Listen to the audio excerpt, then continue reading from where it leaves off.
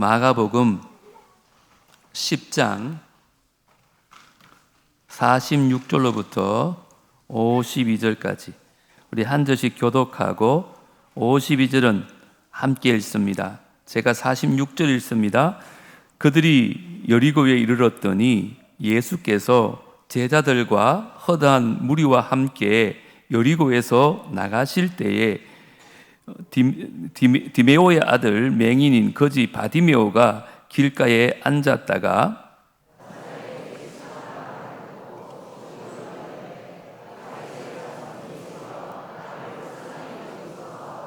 많은 사람이 꾸짖어 잠잠하라 하되 그가 더욱 크게 소리질러 이르되 다윗의 자손이여 나를 불쌍히 여기소서 하는지라.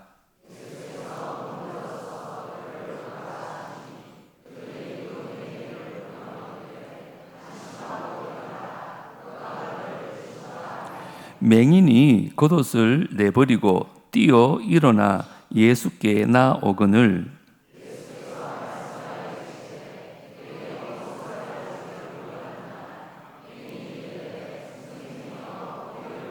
다 같이요.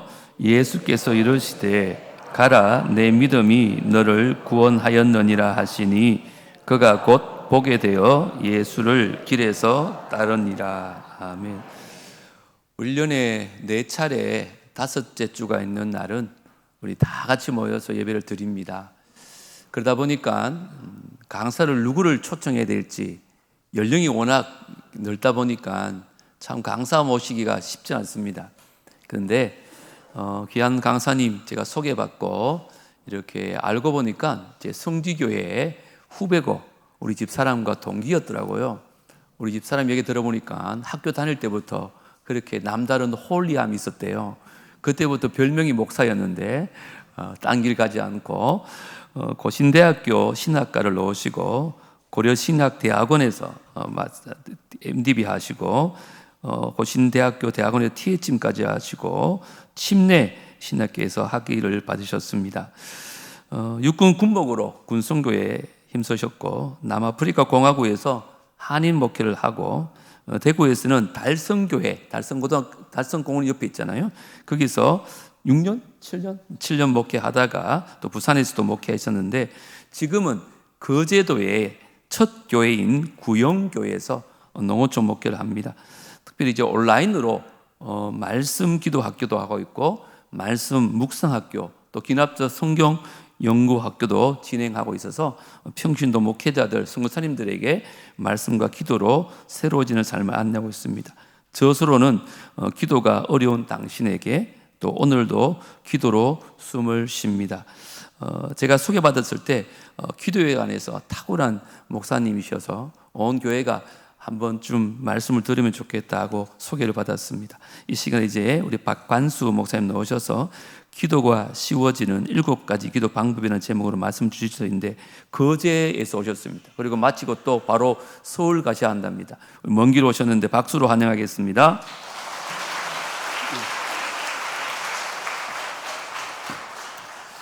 감사합니다.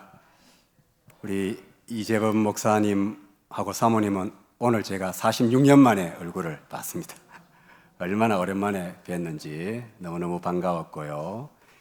또 이 남부교회는 제가 오늘 처음 들어왔는데 학교 다닐 때 늘 많은 버스 타고 지나가면서 항상 보던 교회인데 이렇게 들어오게 되어서 제 마음이 굉장히 행복합니다.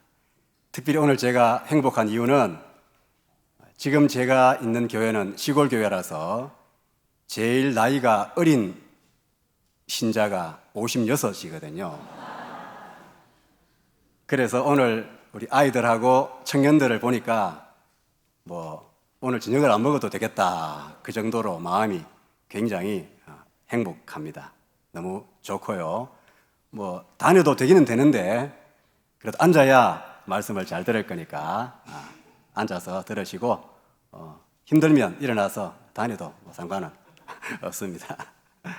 예, 제가 목사님께 소개하셨지만은 제가 기도가 어려운 당신에게 그리고 오늘도 기도로 숨을 쉽니다 라는 책을 내고 그 책의 내용을 중심으로 온라인으로 기도학교를 한 지가 6년째가 되었습니다.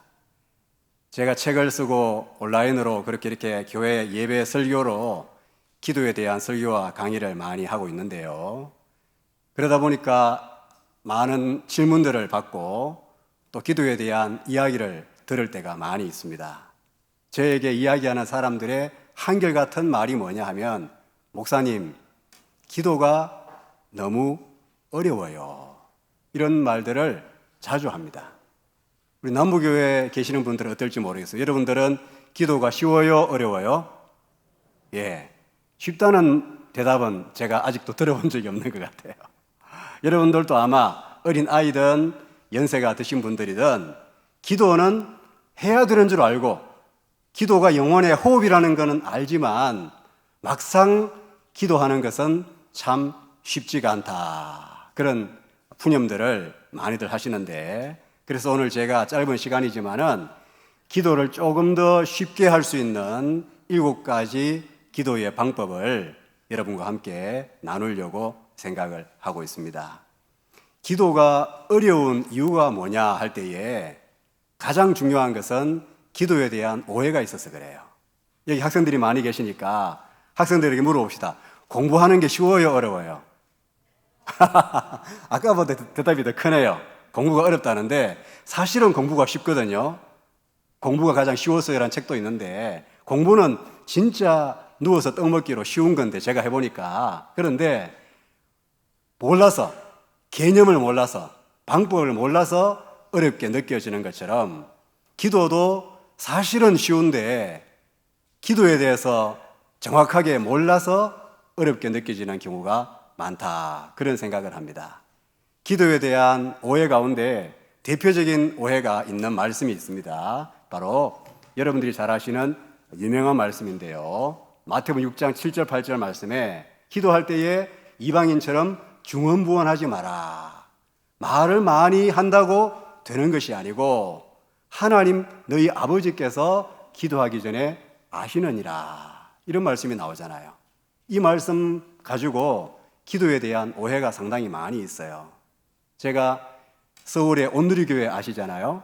온누리교회 이재원 목사님 설교를 듣다 보니까 목사님 어린 시절 이야기 하시는데, 이 목사님이 초등학교 3학년 때 이 본문으로 설교를 들었대요. 아주 어릴 때부터 믿음이 좋았던가 봐요. 설교를 들었는데 목사님 뭐라 하시는가 하면, 기도할 때 말 많이 할 필요 없다. 기도할 때 왜 말을 많이 하느냐? 하나님이 네 마음 다 아시고 네 소원 다 아시고 너에게 뭐가 필요한지 하나님 싹 다 아시는데 기도할 때 말 많이 할 필요 없다. 이런 메시지를 초등학교 3학년 때 받은 거예요. 그때부터 이재호 목사님이 어떻게 기도했느냐, 혼자 앉아서 기도할 때에 딱 손 모으고, 하나님 아버지 다 아시죠? 예수님 이름으로 기도합니다. 아멘. 기도 끝. 또 그 다음날 기도하면 하나님 다 아시죠? 예수님 이름으로 기도합니다. 아멘. 이래가지고 기도했다는 거예요. 왜? 하나님 전부 다 아시니까 내 마음을. 말이 필요 없는 거예요. 하나님 다 알죠? 땡. 그렇게 해서 계속 기도 생활을 10초 걸리나요? 5초 걸리나요? 그렇게 기도했는데 대학 3학년 때 그날도 혼자 앉아서 기도합니다. 하나님 아버지 다 아시죠? 예수님 이름으로 기도합니다. 하려고 하는데 심령 속에 하나님의 음성이 들린 거예요. 이렇게 하나님 말씀하시더래요. 그래, 나는 다 안다. 그런데 너는 아니? 그렇게 물으시더래요. 나는 다 아는데 너는 너희의 기도 제목과 너희의 마음과 너희에게 필요한 것을 정말로 제대로 알고 기도하니?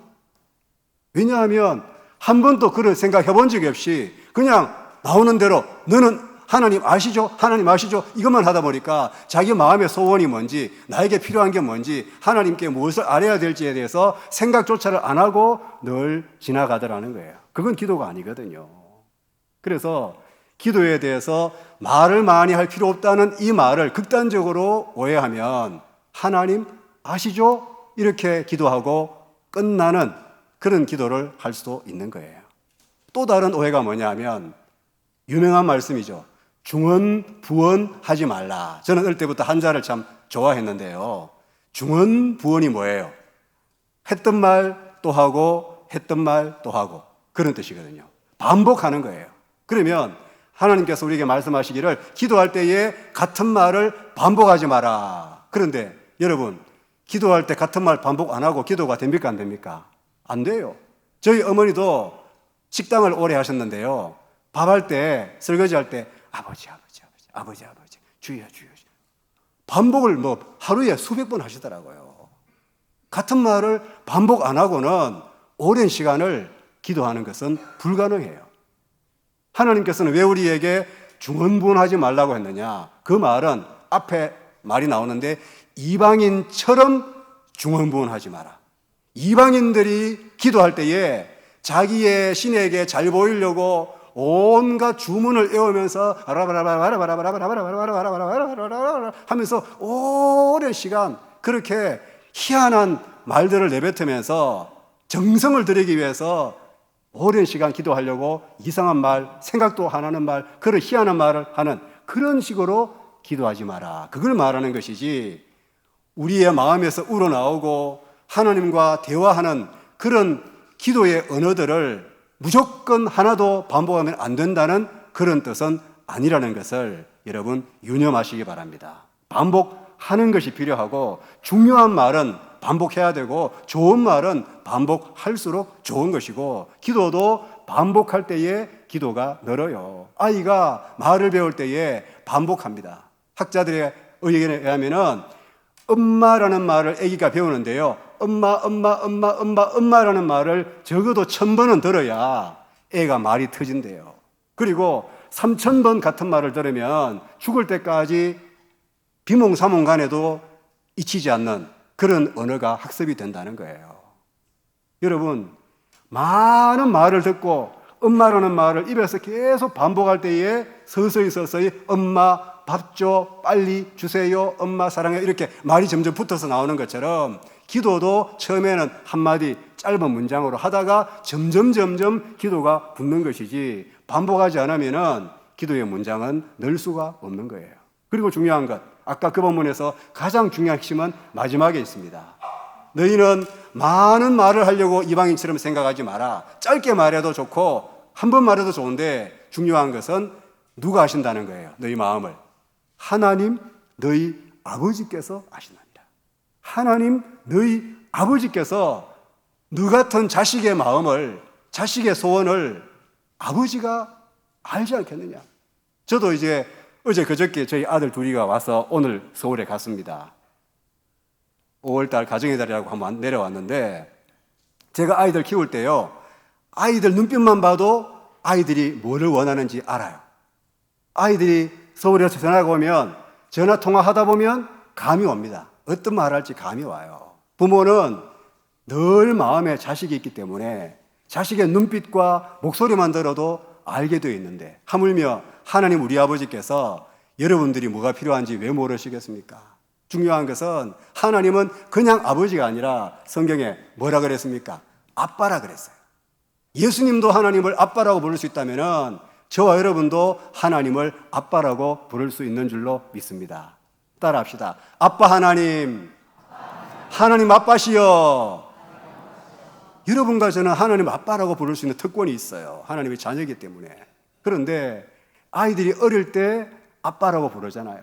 저는 예수 믿고 교회 다니면서 제가 마음에 가장 와닿았던 단어가 아버지라는 단어였어요. 왜냐하면 저는 6살 때 아버지가 돌아가셨거든요. 저는 제 기억에 제 입에서 아버지라고 불러봤다는 기억을 하지를 못해요. 기억이 없으니까. 또 분명히 아빠라고 불러봤을 텐데 제 입에서 아빠라는 단어를 썼다는 기억이 없거든요. 그러니까 제 마음속에는 아빠라는 단어, 아버지라는 단어가 굉장히 뭉클한 단어예요. 그런데 성경에서 하나님이 내 아빠다 그렇게 말하잖아요. 그런데 여러분, 아이들이 아빠한테 말할 때 어떻게 말합니까? 예를 들어서 어떤 아버지가 일하고 저녁에 퇴근을 합니다. 집에서 띵동 하니까 아이가 쫓아나가서 문을 열어요. 그리고는 아이가 현관문 앞에 딱 섭니다. 서서 아버지가 딱 들어오는데 충성! 잘생기시고 돈도 잘 버시고 축구도 잘하시고 정말 말도 잘하시고 키도 크신 우리 아버지시여, 지금 제가 용돈이 좀 필요한데 용돈을 좀 주시기를 앙망하나이다. 여러분, 이렇게 합니까 안 합니까? 이렇게 안 하잖아요. 아버지가 뭐 어마어마하게 높은 임금님인 것처럼 그렇게 아이가 요청하지 않습니다. 뭐라고 말합니까? 아빠, 돈 좀 주세요. 아빠, 과자 좀 사주세요. 아빠, 지금 운동화 떨어졌어요. 아빠, 지금 학용품 사야 돼요. 한마디면 끝나요. 아빠, 이걸 주세요. 아빠, 저걸 주세요. 한마디면 끝나지. 거기에 많은 미사 여구, 복잡하고 뭐 화려한 수식어가 필요하지 않습니다. 기도할 때도 마찬가지예요. 복잡한 말 하지 마세요. 저도 옛날에 20분 동안 예배 대피기도 하신 장로님을 봤는데 자고 일어나도 또 하고 계셔. 자고 일어나도 또 하고. 창세기부터 계시록까지. 이야, 그렇게 미사일구 넣어서 천지를 창조하시고 전지하시고 전능하시고 만유 무사부지 그렇게 하는 건 대피기도 때나 하는 것이고, 개인기도 때는 아빠 이거 필요해요. 아빠 이거 필요해요. 그렇게 간단하게 한마디로 충분한 거예요. 기도는 그렇게 배우는 겁니다. 그래서 기도할 때는 짧은 한 문장의 기도를 반복해서 익숙하게 하다 보면 점점 더 기도가 느는 거예요. 그렇게 짧게 할 수 있는 대표적인 기도 가운데 하나가 바로 예수기도라는 것인데, 기도에 관해 쓰여진 수많은 책에 보면은 예수기도가 빠지는 적이 없어요. 예수기도는 그리스 정교회, 헬라 정교회 사람들은 지금도 하루에 3번 반드시 예수기도를 하게끔 규정이 되어 있고, 가톨릭이나 성공회나 루터교 예배에 가보면은 이 예수기도를 예배 시간에 하는 것을 볼 수가 있는데요. 예수기도는 오늘 본문에 나오는 기도예요. 예수님께서 여리고에 가셨는데 여리고에 누가 살았어요? 맹인 거지. 이름 뭐예요? 바디메오가 살았어요. 그 바디메오가 예수님 지나간다는 소리 듣고 보이지 않지만 귀에 들리니까 뭐라고 소리 질렀어요? 다윗의 자손 예수여, 나를 불쌍히 여기소서. 그렇게 소리 질렀어요. 그러자 주위의 사람들이 야, 이 거지야, 시끄러워, 조용해, 윽박질렀어요. 그런데 굴하지 않고 바디메오는 더 크게 소리 질렀어요. 다윗의 자손 예수여, 나를 불쌍히 여기소서 하니까 예수님 들으시고 불러라. 그리고 바디메오에게 묻습니다. 너는 무엇을 원하느냐? 예, 주님, 눈뜨기를 원합니다. 네 소원대로 되어라. 그래서 바디메오가 눈을 떴잖아요. 그 본문에서 나온 기도가 바로 예수기도입니다. 예수여, 따라합시다. 예수여, 저를 불쌍히 여기소서. 예수라고 말하기가 그러면 그냥 주여 하면 됩니다. 따라합시다. 주여, 저를 불쌍히 여기소서. 이게 이제 가톨릭이나 성공회나 루터교 예배에 가보면은 예배 시작할 때에 찬양하는 찬양 중에서 이 끼리의 엘레이손 찬양이 반드시 들어갑니다. 저는 대건고등학교 나왔거든요. 제가 다닐 때 그때는 교리 수업도 있었고 신부님, 수녀님이 와서 이렇게 강의도 하셨는데, 그때 제가 수녀님께 배운 끼리의 엘레이손 지금도 제가 기억을 하고 있습니다. 끼리의 엘레이손, 끼리의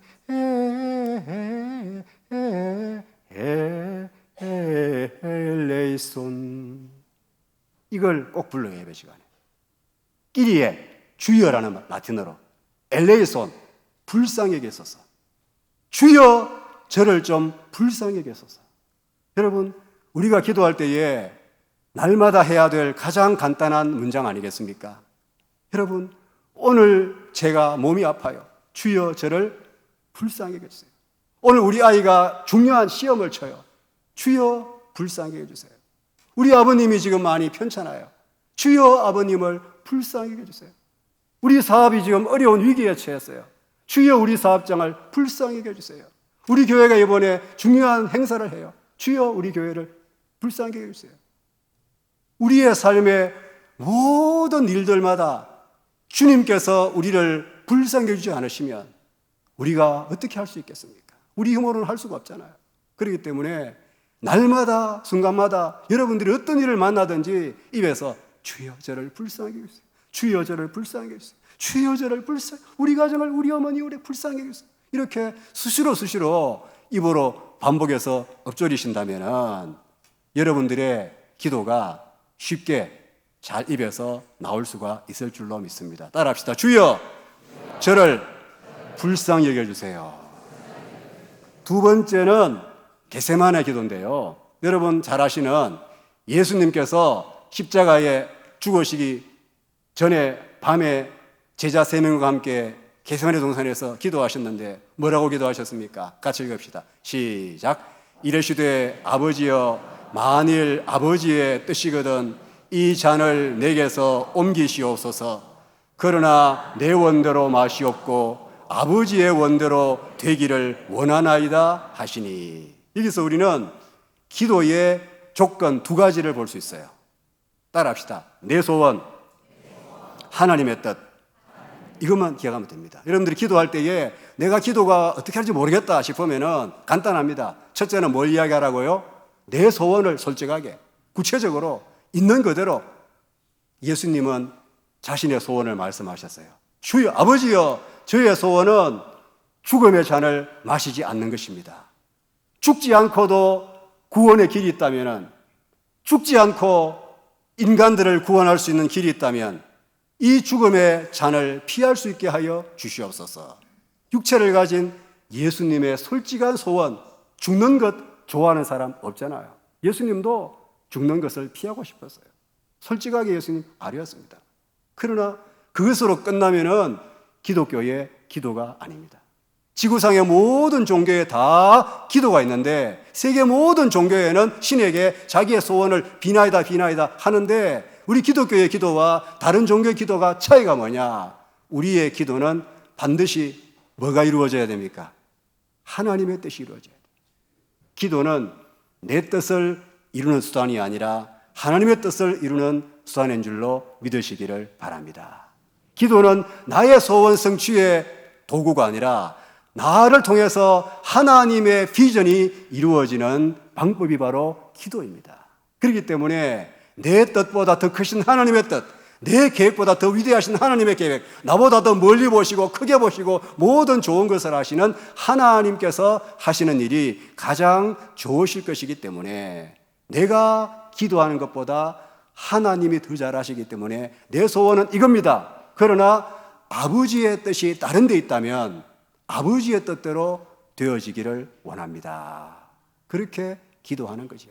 여러분, 저는 하나님의 뜻을 생각할 때마다 머릿속에 떠올리는 선교사님이 계십니다. 우리나라에 오신 최초의 선교사님 가운데 언더우드 선교사님 계십니다. 이 언더우드 선교사님은 정말 위대하시죠. 연세대학교를 세우셨고 세모난 교회를 세우셨고 놀라운 것은 그 한 분이 아니라 그 아들도 한국을 위해서, 그 손자도 대한민국을 위해서, 그 종손자도 대한민국을 위해서 무려 4대나 대한민국을 위해서 봉사하신 정말 귀한 어른들이신데, 아시다시피 언더우드 선교사님은 원래 어릴 때부터 인도 선교사로 가려고 했어요. 친척 가운데서 인도 선교사가 계셔가지고 어릴 때부터 인도 이야기를 많이 들어서 어릴 때부터 생각에 나는 커서 인도 선교사가 돼야 되겠다, 그런 꿈을 가지고 구체적으로 청소년 시절, 청년 시절에 구체적으로 준비하면서 인도 말도 이미 다 배웠고 이제 요 이 땅 신학교 졸업하면 바로 후원자만 생기면 인도에 가려고 만반의 준비를, 의학 공부까지 다 갖추어 놓았는데 어느 날 집회에 갔는데 코리아 이야기를 처음 들었어요. 저 아시아 끄트머리에 조그만한 나라 코리아 나라가 있는데 지금은 국가가 외세의 문을 닫고 있어서 아무도 들어갈 수 없긴 하지만은 반드시 그 나라에도 선교사가 가야 되는데 여러분들 코리아란 나라에 선교사가 갈 수 있도록 좀 기도합시다, 그런 말을 들은 거예요.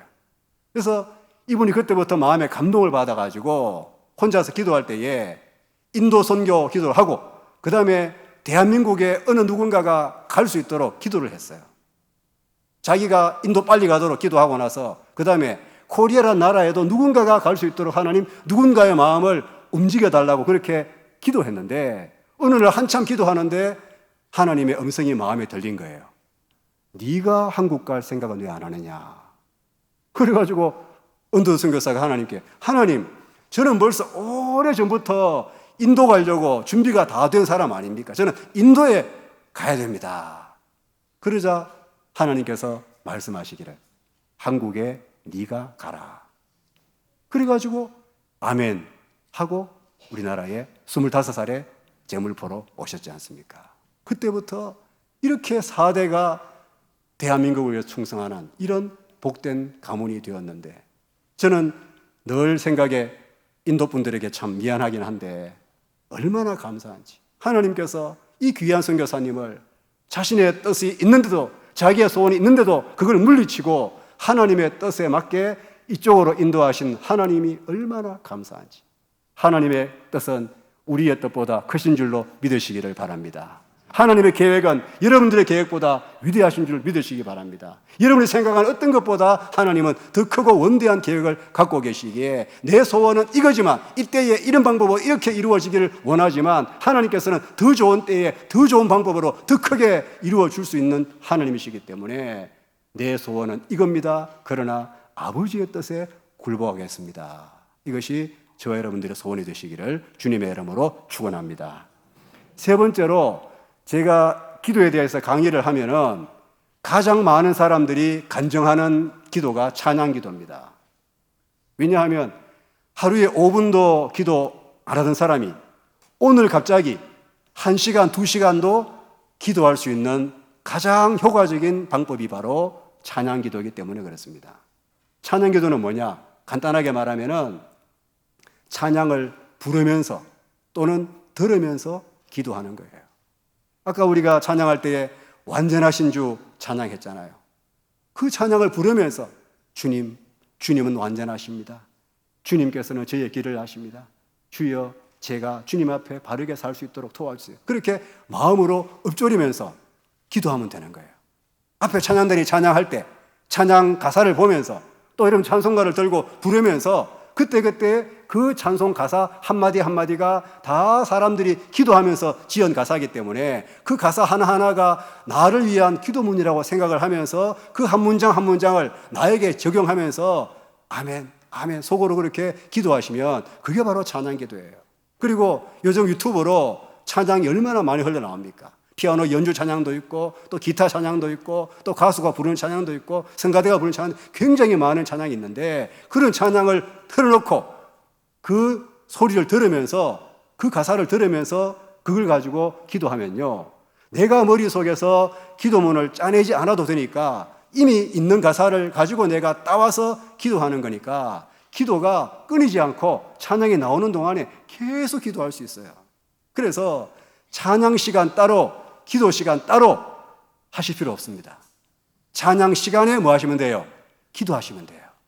내가 기도 시간이 부족하다. 기도 많이 원한다. 그런데 교회 오면 찬양 시간 있잖아요. 그 시간에 기도하시면 돼요.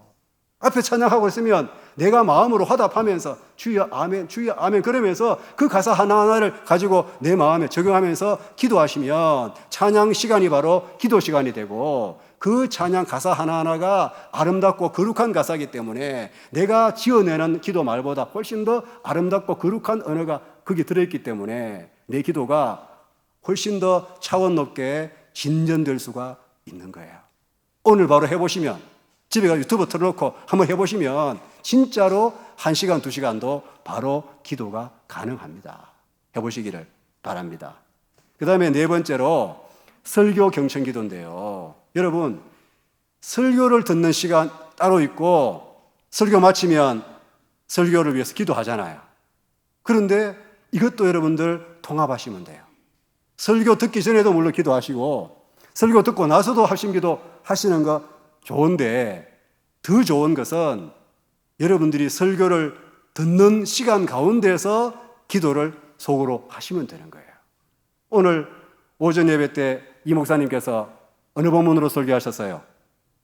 에스라 1장 가지고 설교하셨죠. 아빠를 믿으라는 말씀하셨잖아요. 제가 오면서 잠깐 유튜브를 들었는데요. 여러분 이스라엘 백성들이 포로가 되었을 때에 진짜 앞이 보이지 않는 절망 속에 있었지만은 우리 하나님께서 예레미야 주신 말씀에 그 마음에 감동을 주셔서 이방 나라 왕인 고레스 왕의 마음을 움직여서 하나님 백성들을 돌아오게 했잖아요. 세계 역사상 이런 일이 없어요. 어떻게 포로로 끌려온 사람을 그냥 아무 조건 없이 보내주는 그런 일은 세계사에서 있을 수가 없어요. 상상도 할 수 없는 일인데 그런 엄청난 일을 하나님은 하셨다는 거예요. 그 하나님은 지금도 살아계신 나의 하나님. 하나님, 지금 저희 앞에도 정말 난공불락의 요새가 있는데 하나님께서 원하시면 이방 나라 왕까지도 움직이시는 하나님께서 하실 수 있음을 믿습니다. 어떤 경우에도 낙심하지 않고 절망하지 않고 하나님께서 하실 일을 기대하면서 믿음으로 바라보는 것이 가능하기 때문에 목사님 말씀을 들으면서 아멘, 그렇습니다. 저에게도 이 믿음을 주시옵소서. 저도 하나님을 신뢰하는 믿음을 갖기를 원합니다. 하나님 누구의 마음을 움직이든지 간에 하나님 이 일을 이루어 주시옵소서. 여러분들이 설교를 들으면서 순간순간 계속 마음으로 아멘, 아멘, 아멘 하면서 기도하시면 설교 시간도 기도 시간이 될 수가 있습니다. 이렇게 하시면 목사님께서 일주일 내내 머리 싸매고 기도하면서 하나님의 음성을 들으면서 준비한 이 귀한 설교를 한 번 듣고 흘려보내지 아니하고 내 마음 깊숙하게 새기는 마음으로 기도하다 보면 기도도 응답이 되고 그 말씀이 더욱 깊이 새겨지는 은혜가 있는 줄로 믿습니다. 이 찬양 기도하고 설교 경청 기도 이 두 가지만 제대로 장착해도 우리 그리스도인들의 기도 생활이 훨씬 더 수월해진다는 것을 저는 경험적으로 알고 있습니다. 해보시기 바랍니다. 바로 할 수 있습니다, 여러분. 그 다음에 다섯 번째는 바로 액처 기도인데요. 여러분 이미 아시겠지만은 기도를 배울 때에 기도의 구조를 배워야 돼요. 학생들이 영어를 공부하면 영어의 스트럭처, 문장 구조를 제대로 알아야 시험을 칠 수 있잖아요.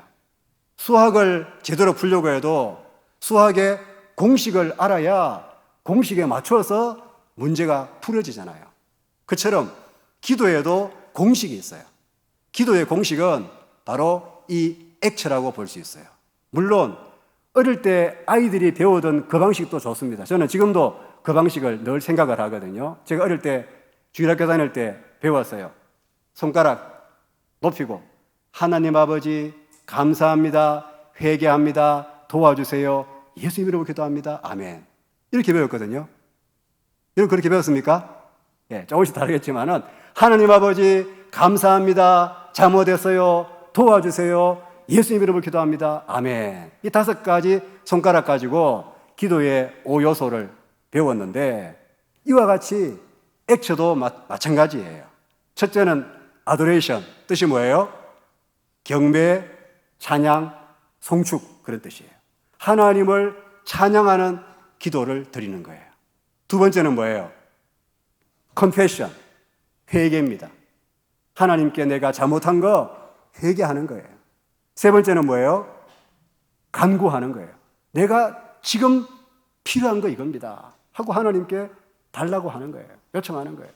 그럼 네 번째는 뭐예요? A, C, T, S, supplication. 네 번째가 간구죠. T가 감사였죠. 제가 잘못 말했습니다. 그래서 송축하고, 그 다음에 고백하고, 감사하고, 간구하고. 두 번째와 세 번째는 순서를 약간 바꾸어도 서로 관계없습니다. 요 네 가지의 기본 틀을 갖추어서 기도하시면 좋아요. 지금 여기 나오는 이 PPT 나오는 것은 저희 교회는 주일 낮 예배 때 이렇게 함께 공동 기도를 하거든요. 제가 액처 기도문을 써서 같이 교인들이 읽어요. 왜냐하면 교인들에게 기도의 틀을 익히게 하기 위해서 그렇게 하는데 제가 그때 썼던 새 기도문인데요. 저는 대학 2학년 때부터 큐티를 했는데 큐티 하면 그날의 말씀을 묵상하고 나서 밑에다가 기도를 썼어요. 기도 쓸 때에 저는 액처를 썼어요. 저렇게. 그날의 말씀 묵상하고 나서 오늘 찬양할 기도문, 오늘 회개할 기도문, 오늘 감사할 기도문, 오늘 간구할 기도문.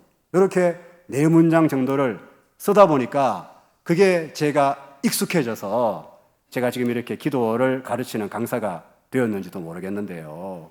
이렇게 여러분들이 가능하시다면 기도를 적어보세요. 기도를 액체식으로 적어서 기도하는 훈련을 쌓으시면 훨씬 더 여러분들의 기도가 세련되고 체계적인 기도가 될 줄로 믿습니다. 이 강의를 들은 어떤 서울에 있는 집사님이 나중에 저한테 이야기하시는데 본인이 그동안에 대피기도 하라고 몇 번 이야기 들어도 한 번도 두려워서 민망해서 대피기도를 못 했대요. 그런데 이 기도문을 배우고 나서 이렇게 적어서 기도했더니 너무너무 잘했다고 칭찬을 많이 들었다는 그런 고백을 들은 적도 있습니다. 그 다음에 6번째는 뭐라고요? 말씀 기도입니다. 여러분, 저는 고3 때 기도했던 시간이 기억이 나는데요. 제가 아까 말씀드렸다시피 제가 6살 때 아버지가 목회하다가 시골에서 목회하다가 일찍 갑자기 불의의 사고로 돌아가셔서 어머니하고 저희들하고 갈 데가 없었어요. 목사가 갑자기 죽으면은 뭐 집이 없으니까 갈 데가 없는데 어쨌든 대구에 와서 이렇게 어머니가 장사하면서 우리 아이들을 키웠는데 그러다 보니까 경제적으로 굉장히 어려웠어요. 그러나 어쨌든 중고등학교는 할 수 있었지만 대학은 등록금 단위가 다르기 때문에 또 부산까지 저는 가야 되니까 제 생활비까지 필요하니까 이게 감당이 안 되는 거예요. 그래서 어머니와 삼촌들이 의논하기를 더 이상 이제 집에서는 못 도와준다. 도와줄 능력이 없다. 네가 알아서 대학은 해야 된다. 네가 신학대학 가야 되니까 가기는 가되 네가 한 3년 정도 공장에 가든지 아니면 공사판에 가든지 해서 네가 돈을 벌어가지고 네가 신학교를 가야 된다. 그렇게 결론이 내려졌어요. 당연한 결론이에요. 합리적인 결론이에요. 맞는 말이에요. 그런데 저는 그때 신락 같은 믿음이 있었기 때문에 어떤 생각을 했느냐 하면 내가 신학교에 가는 게 뜻이라면 한 살에도 더 젊었을 때 머리 잘 돌아갈 때 빨리 가는 게 좋을 텐데 2, 3년을 지나고 가는 것보다 빨리 가는 게 좋을 텐데 내가 뭐 몸도 약하고 덩치도 작고 키도 작고 내가 뭐 일을 제대로 할 수 있는 그런 스타일도 아니고 해서 기도해서 하나님의 도움을 구해봐야 되겠다. 기도도 안 해보고 포기하는 것은 아깝다. 그런 생각이 들었어요. 그래서 고3 때 10월부터 작전 기도를 결심했어요. 그래서 평일에는 고3이라 시간이 없으니까 10월부터 토요일마다 교회 가서 자면서 기도하겠다고 결심을 했어요. 토요일 저녁 식사하고 나면 교회 가서 이제 교회 소예배실이나 또 본당 앞에 현관에 의자 위에서나 그렇게 기도하는데 뭐 많이 한 건 아니에요. 한 2시간 했나요? 찬송 부르다가 이제 기도했는데 그리고 나서는 의자 위에 누워서 자거나 또 소예배실에 누워서 자거나 그렇게 이제 잤는데요. 그때 제가 기도할 때에 성경 구절, 평소에 외우고 있던 성경 구절을 하나님께 인용을 해드렸어요. 하나님, 너는 내게 부르짖어라. 내가 내게 응답하겠고 내가 알지 못하는 크고 비밀한 일을 내게 보여주겠다고 말씀하지 않았습니까? 지금까지는 너희가 내 이름으로 아무것도 구하지 않았으나 구하라. 그리하면 받으리니 너희 기쁨이 충만하리라 말씀하지 않았습니까? 구하라 주실 것이요 찾아라 찾을 것이요 문을 두드리라 그리하면 열릴 것이라고 약속하지 않았습니까? 하나님께서 기도하면 주시겠다고 약속하신 말씀들이 있는데 하나님 이 말씀대로 이루어 주셔서 제가 신학교에 바로 갈 수 있는 길을 열어 주시옵소서. 그렇게 기도했어요. 1월 중순이 되었는데요. 그때 제가 갈 고신대학 신학과가 2월 셋째 주인가 원서를 썼기 때문에 한 달 정도 전인 것 같아요. 그때 저희 집이 구멍가게를 하고 있었는데 집에 낮에 손님이 찾아오셨는데 중학교 때에 다니던 교회의 집사님이셨어요. 제가 중학교 때 다니던 교회를 고등학교 들어가면서 이사를 오면서 옮겼거든요. 근데 비산동에 살다가 이 대봉동으로 이사 오면서 이제 교회를 옮겼기 때문에 저를 아는 사람도 없고 제가 어느 교회 다니는지 아는 사람도 없는데 그분이 우연히 길에서 어떤 사람 만나서 저희 집을 알게 돼가지고 찾아오신 거예요. 근데 그분도 어릴 때 저처럼 은혜 받고 목사가 되겠다고 결심을 했어요. 그런데 부모님이 장로님, 권사님이셨는데 부모님이 말렸어요. 목사 되면 지질이 공상으로 고생하는 거 내가 못 보겠으니까 네가 정 목사가 되고 싶걸랑 목사 되지 말고 의사나 약사가 돼가지고 목사들 신학생 한 사람을 키워서 목사를 만들면 되지 않겠느냐 이렇게 제안하신 거예요. 이분이 기도하다가 그 부모님의 제안을 받아들였어요. 그리고 목사가 안 되고 약사가 된 거예요. 중학교 때 그분이 중등부 교사였고 제가 중학생이었는데 저를 눈여겨본 거예요. 제가 항상 앞에서 두 번째 줄에 앉아가지고 예배를 열심히 드렸거든요. 그래서 저를 눈여겨보시고 제가 목사 될 걸 아니까 쟤를 도우면 좋겠다 점 찍어놨는데 갑자기 어느 날 제가 바람과 함께 사라졌어요. 이사를 가고 교회 옮겼으니까 없어진 거예요. 이분이 그래서 3년 동안 저를 못 봤죠. 그러다가 우연히 저희 집을 아는 사람을 만나가지고 저희 집으로 찾아오신 거예요. 그리고 하는 말이 어머님, 관수 올해 바로 신학교에 보내십시오. 제가 신학대학 4년, 신학대학원 3년 등록금을 책임지겠습니다. 이렇게 약속하셨어요. 남의 일이라 별로 관심이 없으시죠? 예. 그렇게 해서 기적같이 저는 생각지도 못하고 상상도 못했던 일인데 그렇게 신학교 7년의 등록금과 또 초창기 2년 동안은 생활비가 없었는데 생활비도 그분이 도와주셨어요. 그래가지고 제가 신학 공부해서 이렇게 목사가 될 수가 있었습니다. 그 타이밍에 그때 아니면 안 되는데 딱 그 타이밍에 하나님께서 그분의 마음을 움직여서 저희 집으로 보내셔서 그렇게 등록금을 주심으로 말미암아 저는 기도의 응답을 경험했습니다. 저는 19살 때 경험한 이 기도의 응답의 기적을 통해서 기도하면 되는 거구나. 기도하면 불가능도 가능으로 바뀌는구나. 기도하면 안 되는 일도 되는 거구나. 기도하는 사람에게는 결코 낙심이나 절망은 없는 거구나. 그런 사실을 깨달았어요. 그때 제가 평소에 암송하던 성경 말씀을 하나님께 제시하면서 하나님 약속을 하셨으니까 지켜주셔야 되지 않습니까? 그렇게 기도했는데 이것도 넓은 의미에서는 말씀 기도라고 할 수가 있어요. 하지만 진짜 정확한 의미의 말씀 기도는 그냥 성경 구절을 인용만 한다고 되는 것이 아니라 저기 보시면 첫 번째 문장 같이 읽을까요? 시작. 말씀 기도란 말씀을 읽거나 암송한 후 그 말씀을 기도로 바꾸는 것이다.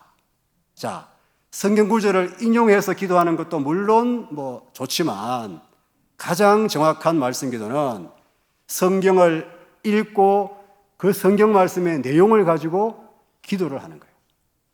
그 다음 PPT 보시면 예를 들어놨습니다. 저도 좋아하는 말씀인데 같이 읽읍시다. 성경 구절 시작. 이 말씀은 나의 고난 중에 위로라. 주의 말씀이 나를 살리셨기 때문이니이다.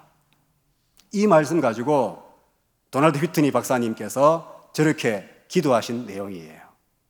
여러분, 성경을 읽고 나서 그 성경 말씀의 단어와 문장을 나의 현실에 맞추어서 기도문으로 바꾸면 그게 바로 말씀 기도예요. 이 말씀은 나의 고난 중의 위로라. 지금 하나님 저에게는 이런 고난이 있습니다. 저희 부모님이 편찮으십니다. 지금 제가 시험을 쳤는데 자꾸 떨어지고 있습니다. 지금 경기가 안 좋아서 우리 가게가 지금 너무너무 어려운 가운데 있습니다. 지금 저는 고난 중에 있습니다. 하나님, 이 고난 중에 하나님 말씀만이 저의 위로가 되게 하여 주시옵시고 주의 말씀을 제가 먹어서 이 말씀의 힘으로 이 고난을 이겨나갈 수 있게 도와주시고 과거에도 하나님께서 주신 그 말씀이 되살아나서 저에게 힘을 주었던 것처럼 지금 현재도 제가 주의 말씀을 되살려서 이 말씀의 힘으로 오늘을 이겨내게 도와주시옵소서. 그렇게 기도하면 이게 바로 말씀 기도예요. 그러니까 창세기부터 요한계시록까지 성경 전체가 다 기도문인 거예요. 내가 머릿속에서 기도문을 안 만들어내도 성경을 펴놓고 눈을 떠서 읽으면서 단어마다 문장마다를 내 기도문으로 바꾸어 나가다 보면은 그러면은 하루 종일도 기도할 수 있고 이틀, 3일도 기도할 수 있고 죽을 때까지 마르지 않는 샘처럼 계속해서 성경을 가지고 기도하면은 하루 종일 기도할 수가 있는 거예요. 그래서 이렇게 말씀으로 기도하면은 세상에서 가장 쉬워요. 왜냐하면 눈을 감고 내가 기도문을 만들어내려면 생각이 안 나요. 저도 옛날에 한참 기도했는데 눈 떠보니까 5분 지났어요. 또 주여 하면서 한참 기도했는데 눈 떠보니까 7분 지났어요. 10분도 채우기 어려웠어요. 그런데 말씀으로 기도하면 눈을 뜨고 그냥 성경 읽으면서 기도하면 되니까 얼마나 쉬워요. 어린 아이들도요, 초등학교 1학년도 오늘부터 바로 기도가 가능해요. 그리고 주님께서 우리에게 쉬지 말고 기도하라 그랬는데 쉬지 않고 기도하는 방법이 있다면 이 성경을 읽으면서 또는 말씀을 암송하면서 그 말씀을 주야로 읊조리면, 제가 묵상에 대해서 강의하는데 읊조리는 것이 묵상이라고 강의하거든요. 읊조려야 돼요. 입으로 계속 읊조리는데 그렇게 읊조리면 하루 종일 그 말씀 가지고 기도가 나옵니다. 그리고 우리가 늘 기도를 똑같은 말로 계속하는데 똑같은 말이 아니라 전혀 새로운 기도를 만들어낼 수가 있어요. 그리고 하나님 말씀 속에 하나님의 뜻이 있기 때문에 내가 말씀으로 기도하면 하나님의 뜻에 맞게 기도하는 것이 되니까 하나님이 기뻐하시는 거예요. 그럴 때 이게 어린 아이들이 많은데 청소년들이 있는데 어릴 때부터 말씀을 읽으면서 기도하면 그 자체가 독해력이 돼요. 성경의 뜻을 생각하면서 기도하는 거니까 독해력, 문해력이 좋아지면서 점점 공부를 잘하는 부수 효과도 얻을 수가 있습니다. 중요한 것은 우리가 기도해도 잘 안 변하는 사람이 있어요. 새벽기도 하루도 안 빠지면서 교회에 계속 문제를 끼치는 사람도 저는 많이 봤거든요. 기도 열심히 하는데도 인간성이 안 변하는 사람 많이 있어요. 왜 그러냐? 내 욕심만 가지고 기도하기 때문에 그래요. 내 욕심을 내려놓고 하나님의 말씀 앞에 서서 하나님 말씀을 내 심령에 채우면서 이 말씀을 가지고 기도하면 이 말씀이신 예수님의 성품을 점점 닮아가서, 저도 목사가 되어도 아직도 안 변한 게 많았는데 말씀 기도하면서 저도 많이 성화가 되어져 가고 있다. 저는 그렇게 개인적으로 생각을 합니다. 그리고 중요한 것은 이 말씀 속에 능력이 있습니다. 이 말씀의 능력을 우리가 힘입는 채널이 되는 거예요. 여러분들이 아마 많이 잘 아시는 조니 에릭슨 타다 아시지 않습니까? 지금도 살아계시는데 이분이 17살 꽃다운 여고생 시절에 다이빙 하다가 물속에서 목이 부러졌어요. 목이 부러지니까 목 밑으로는 마비가 되었어요. 손도 발도 몸도 전혀 못 움직이고 머리만 움직이는 거예요. 이 에릭슨 타다가 어릴 때 가장 힘들었던 게 뭐냐 하면 자살하고 싶은데, 꽃다운 여고생이 하루 종일 누워 있어야 되니까 인생이 비관이 되어서 죽고 싶은데 혼자서는 자살도 할 수 없는 자신의 처지가 너무너무 힘들었다고 고백을 했어요. 그런데 지금은 아시다시피 입을 가지고 불러서 기계가 받아 적어서 책을 써서 책도 많이 쓰셨고 입에 붓을 물고 그림을 그려서 그림도 많이 그리고, 그리고 입으로 말하는 걸 통해서 수많은 나라에 다니면서 강연도 하면서 고통과 슬픔에 빠진 사람들에게 희망을 불어주는 메신저로 살고 있는데, 이 타다 여사가 자신의 신앙이 정립된 계기를 말씀했는데 그게 바로 말씀으로 기도하면서부터다.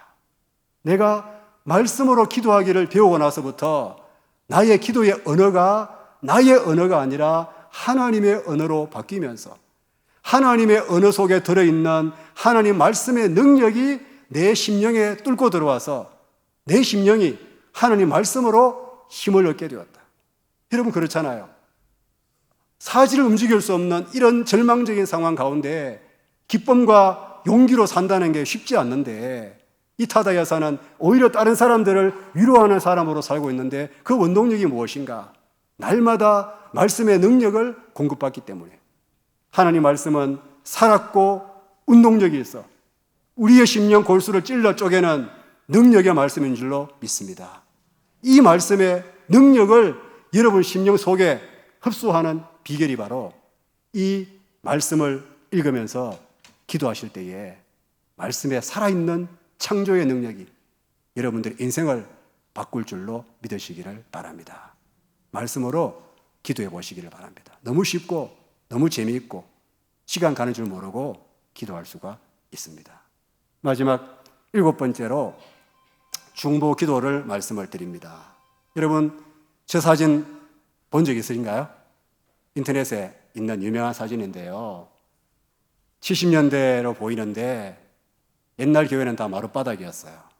마룻바닥 교회당에서 엄마가 아기를 들쳐업고 포대기에 들쳐업고 뭐가 그렇게 슬픈지 울며 불며 간절히 기도하는 모습인데 저는 인터넷에서 저 사진이 그냥 지나가는 사진인 줄 알았는데 알고 보니까 주인공이 지금도 살아계시더라고요.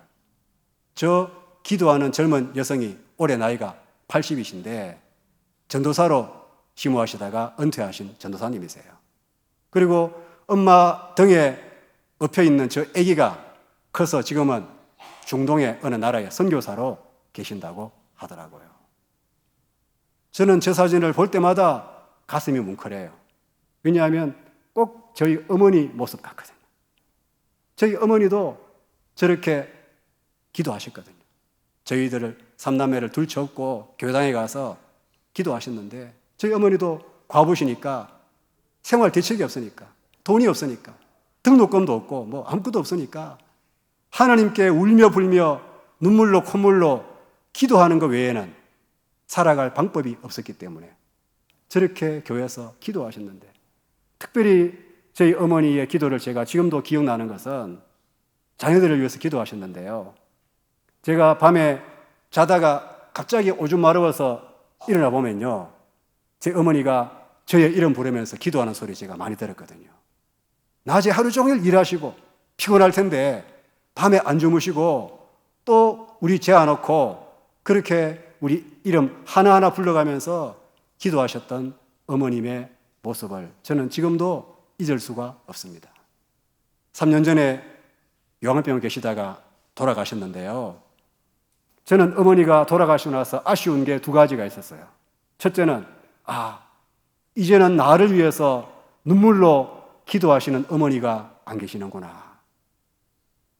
세상에 나를 위해서 가장 열심히 기도할 수 있는 분은 우리 부모님밖에 없는데 우리 어머니가 이제는 없으니까 나를 위해 기도할 분이 줄어들었구나. 그게 하나 아쉬웠고 또 하나 후회가 되는 것이 있었어요. 내가 어머니 살아계실 때 어머니를 위해서 또 열심히 기도할 걸. 내가 기도가 부족했구나. 어머니는 나를 위해서 많이 기도하셨는데 나는 다른 기도는 열심히 했는데 어머니를 위한 기도는 내가 좀 소홀했구나.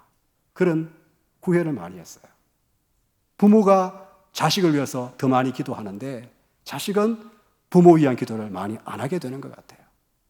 여기 있는 자녀들에게 권고를 드립니다. 여러분, 한마디라도 좋아요.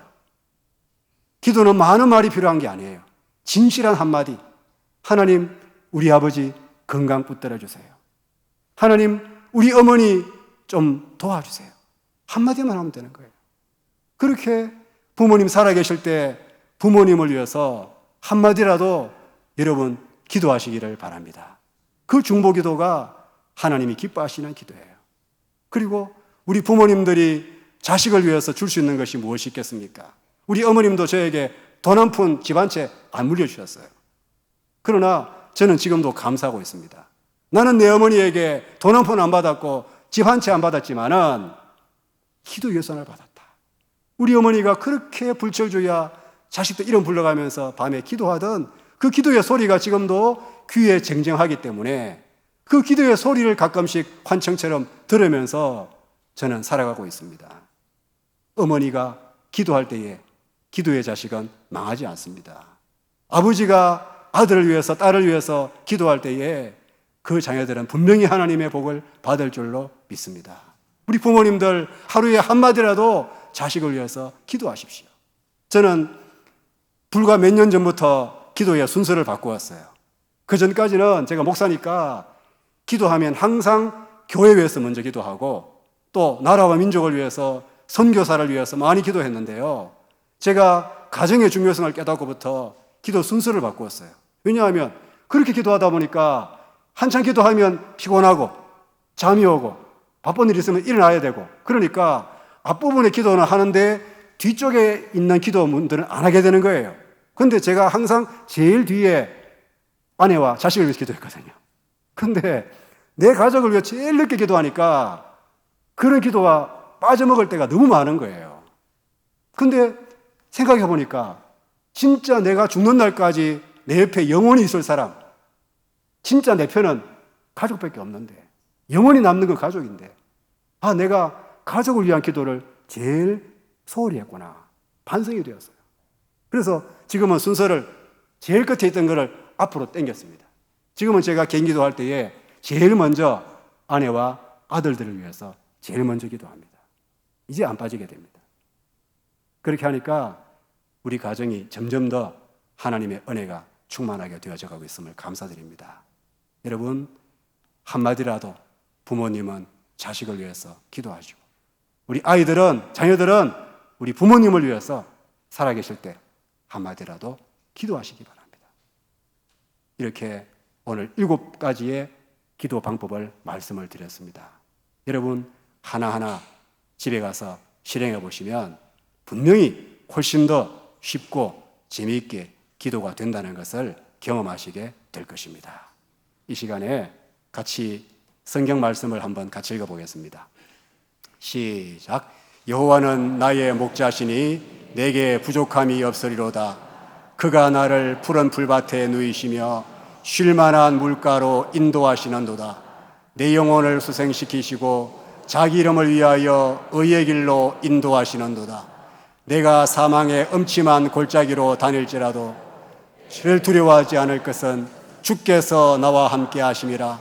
주의 지팡이와 막대기가 나를 안위하시나이다.